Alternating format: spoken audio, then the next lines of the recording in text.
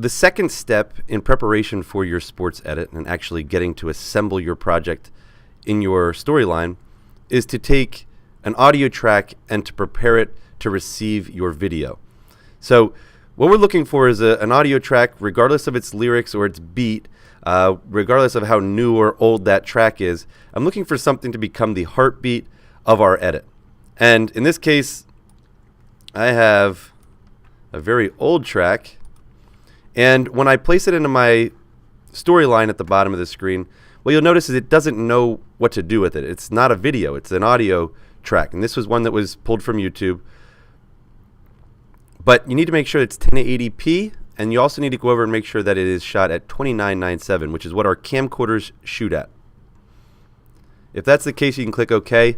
And basically, it's just assigning the video properties to your project, even though you're only posting audio at this time. So your first clip is just audio. Now, this Slam by Onyx is just the instrumental version because I know there's inappropriate lyrics in the rest of the song, so I use it for that example. Is that if you have a track that you really like the beat to, or you really like the sound of, it needs to be school appropriate. So in this case, Onyx's Slam has some lyrics that are inappropriate for school, so I just grabbed the instrumental. I've also found an instrumental that has the chorus, which actually has the Slam lyric in it, which is the main chorus, that I can listen to. So what I'm going to do is to mark or to visualize the heartbeat of this track. And about 10 seconds into the track, you get into the real beat, and you also get into the chorus of this song. There are two main things that I look for. Is there something instrumental or a bass beat that I can mark to, or is there lyrics that I can mark to? In this case, we can do both because the chorus has the Slam lyric in it. To mark our audio and to visualize the heartbeat, if you hit the space bar, it'll always start playing your playhead, whether it's down here in the project or up here in the event.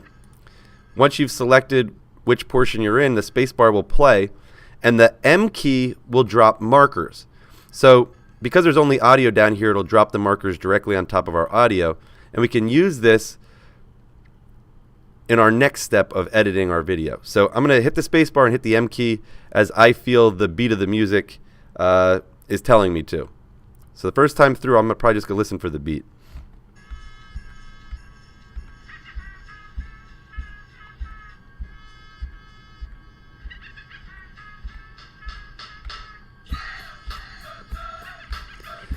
Now this is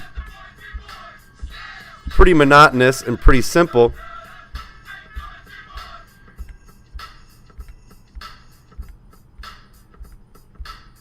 And I'm just tapping away on the M key as the music plays. You can also do this visually. I find it a little bit more difficult, but especially with really complex, the more current music has some very complex looking audio waveforms. So I can see that in most cases the spike here, the beat spike that is visualized, will line right up with my M marker. You can do it visually, but I think it can be pretty difficult with certain audio tracks. So just listening and tapping away with the beat is a good way to do it. If you really wish to do something visual, you can change the proportion of the display and how much of it is showing audio. So in this case, I just pulled out more of the audio or visualized the audio.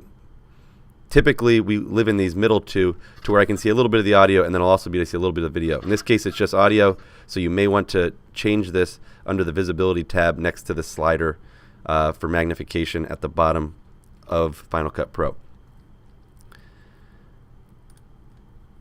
I'm going to go back to where I was. And the second time through, oftentimes it's good to listen for key lyrics. Slam. Well, that one lined up with the beat. And in this case, the two big lyrics of Slam here, that's something you're going to maybe show in the case of my golf edit, a ball being hit. If I'm going to draw attention to that lyric, it'll oftentimes not sync up with the beat, or if a specific lyric falls in between the beat.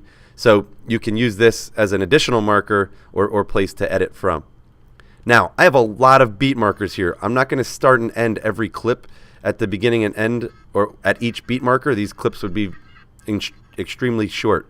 So what you can do is when you go to